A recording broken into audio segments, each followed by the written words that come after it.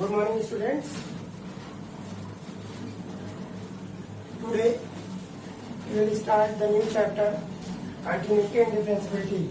I think determinants has closed, and if you realize any problem, you can ask me through when I will attend the June class at June. Otherwise, you can send your problems at WhatsApp or any means. Now course बहुत लेंदी है, सो हमें जो है course खत्म करने के लिए chapter को थोड़ा सा तेजी से कवर करना पड़ेगा. तो now we will start continuity and differentiability. I had already start and I had already taken a class at Zoom app. Continuity and differentiability. What is the continuity and what is the differentiability? First of all we discuss the continuity. Before we discuss the continuity we have to discuss the limit. I think in your previous class you have already discussed, you have already taught that what is the studied that what is the limits. तो limit क्या होता है कि किसी भी function के कुछ form होते हैं जिसपे वो एग्जिस्ट करता है, और किसी भी लिमिट के एग्जिस्ट लिमिट की वैल्यू निकालने के लिए, किसी भी फंक्शन की वैल्यू निकालने के लिए फर्स्ट ऑफ ऑल हमें ये जानना होगा. We know that a limit function at this point will exist or not. Yeah, the function is determined at that point or not. Means if we consider that x square minus a square upon x minus a, तो x at a, अगर इस function की value हम निकालें, इस function की value अगर हम x at a पे निकालें, तो ये फंक्शन क्या है? डिटरमाइन नहीं है. क्यों? क्योंकि अगर एक्स या पे की वैल्यू पुट करते हैं तो 0/0 का फॉर्म आएगा. तो इस तरह के कुछ फॉर्म होते हैं जहां फंक्शन डिटरमाइन नहीं होता है या एग्जिस्ट नहीं करता है. तो first of all we have to find out how to find the limiting value या value of the function at any point. और वहां पे फंक्शन एग्जिस्ट कर रहा है कि नहीं कर रहा है. अगर करेगा तो उसकी लिमिट वैल्यू या उसकी वैल्यू निकलेगी, और फिर हम उसकी जो है कंटिन्यूटी को चेक कर सकते हैं. Then we can check function at any point is continuous और नॉट. Now start that. तो I hope that all of you know about the limit, and if you forget it then please you first of all you revise it. What is the limit and what is the limiting value, how to find out the limiting value. If at any point function is not exist, then how do we consider the left hand limit and right hand limit. So limit value is a approaching value. It's not a exact value. It's a limiting value. It's a approaching value. यानी किसी point पे अगर function exist नहीं करता है तो हम क्या करते हैं, लेफ्ट हैंड और राइट हैंड में एक बहुत स्मॉल थिंग जिसको हम लोग एस का नाम दे सकते हैं, का नाम दे सकते हैं. तो अगर ए पे हमें फाइंड आउट करना है तो ए प्लस एच, ए माइनस एच, यानी कि उसके नेबरहुड पॉइंट्स को लेते हैं जहां पे कि उस फंक्शन की वैल्यू फाइंड आउट हो जाए. तो ये होता है limiting approach. Now continuity is what. एक जनरल फॉर्म में हम कंटिन्यूटी क्या सकते हैं कि what is the continuity. In general form we can say a continuous process in विच, ये ऐसा प्रोसेस है in which one that goes the smoothly without any sudden change. Continuous process क्या होता है कि कोई भी काम बिना किसी हर्डल के स्मूथली रन करे. That is the continuous process.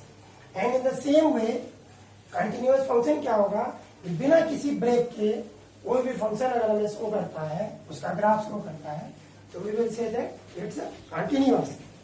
Now a function f(x) is said to be continuous at x equal a if f(x) is defined at x equal a, limit f(x) x tend to a exists and limit f(x) x tend to a equal fa. Means क्या है, हम किसी भी function का कह सकते हैं कि वो कंटिन्यूअस है किसी पॉइंट x इक्वल टू ए पे, जबकि वो x बराबर ए पे क्या हो, डिफाइंड हो, एग्जिस्ट करे, यानी कि एक फाइनाइट वैल्यू दे. और फाइनाइट वैल्यू अगर वो देता है तो इसका मतलब है कि लिमिट एग्जिस्ट कर रहा है. फाइनाइट वैल्यू नहीं देगा, 0/0 या इनफाइनाइट देगा, तो लिमिट एग्जिस्ट नहीं करेगा. लिमिट एग्जिस्ट नहीं करेगा तो हम उसको कंटिन्यूटी को चेक कर ही नहीं सकते हैं. तो ये एक कंडीशन है. Then what is the condition of continuity.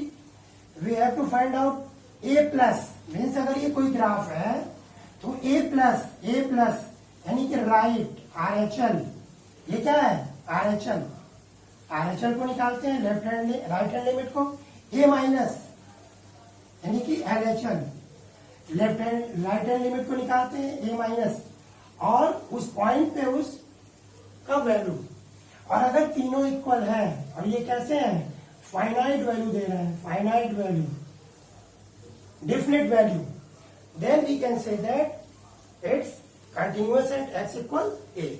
Means किसी भी फंक्शन का उस पॉइंट पे राइट हैंड लिमिट की वैल्यू, लेफ्ट हैंड लिमिट की वैल्यू, उसकी वैल्यू उस पॉइंट पे अगर फाइनाइट वैल्यू देती है, डेफिनेट वैल्यू देती है और इक्वल है, then we can say that function is continuous at that point.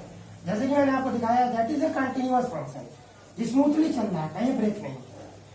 अगर इस पे डिफाइंड नहीं है तो a plus H A minus है, ये लिमिटिंग वैल्यू को निकालेंगे राइट हैंड से और लेफ्ट हैंड से, अप्रोचिंग वैल्यू यानी राइट से उस पॉइंट की तरफ पहुंच रहा है, लेफ्ट से उस पॉइंट की तरफ पहुंच रहा है, और क्या है दोनों इक्वल है। और अगर डिसकंटिन्यूअस होगा तो यहाँ क्या आएगा ब्रेक आ जाएगा, देयर इज ब्रेक, तो ये डिसकंटिन्यूअस होगा।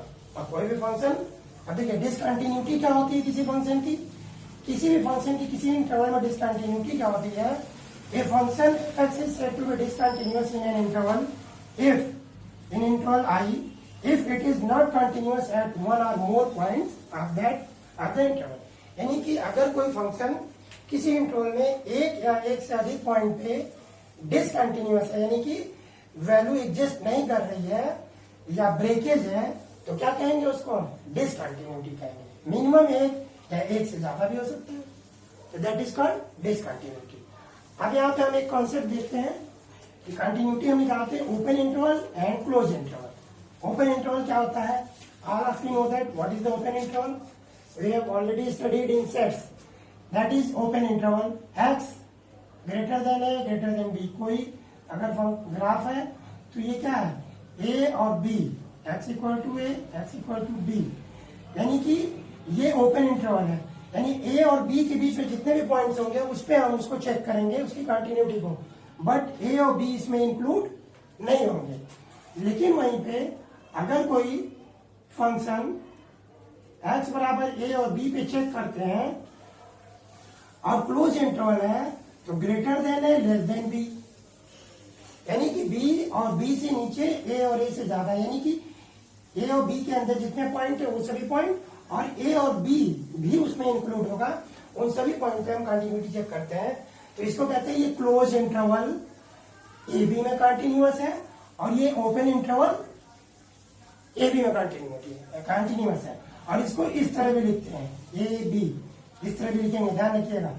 ओपन इंटरवल को या तो इस तरह लिखेंगे या तो अपोजिट कर देंगे इसका जो फेस होता है, ठीक है।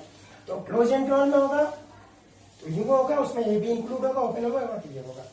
Now one more point, continuous, अगर कोई भी फंक्शन कंटिन्यूअस है तो उसकी कुछ आपकी प्रॉपर्टीज है कि अगर कोई दो function f and g is continuous at any interval, then उसी इंटरवल में f प्लस जी भी कंटिन्यूअस होगा, इज आल्सो कंटिन्यूअस।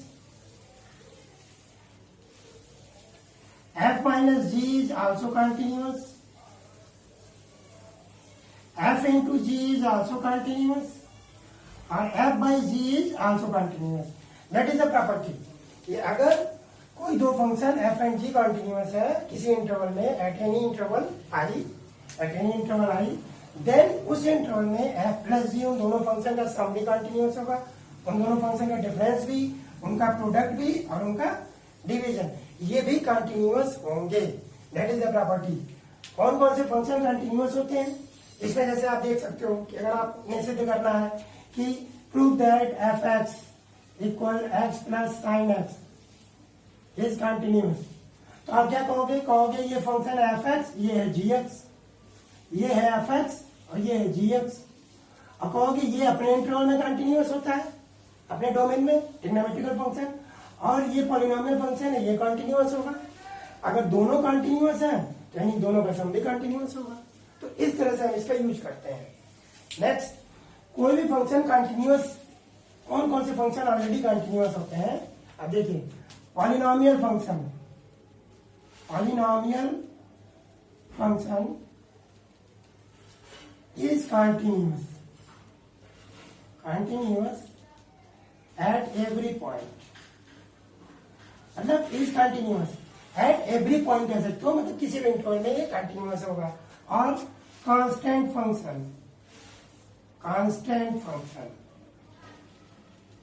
ये भी कंटिन्यूअस होगा। कांस्टेंट फंक्शन का मतलब कि x बराबर c, x बराबर 2, x बराबर a,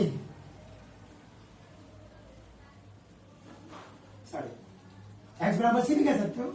तो y equal to F X बराबर C, y equal to F X equal to 2, y equal to F X equal to A, that is the constant function. ये हमेशा continuous होते हैं क्योंकि इनकी वैल्यू फिक्स होती है।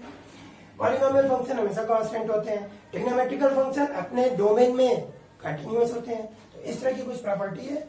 अब इस पे हम कुछ एक्सरसाइज करेंगे, और इससे पहले you can revise or you have to revise your last previous class limit, how to find out the limit of any function, then you have to find out the it is continuous or not.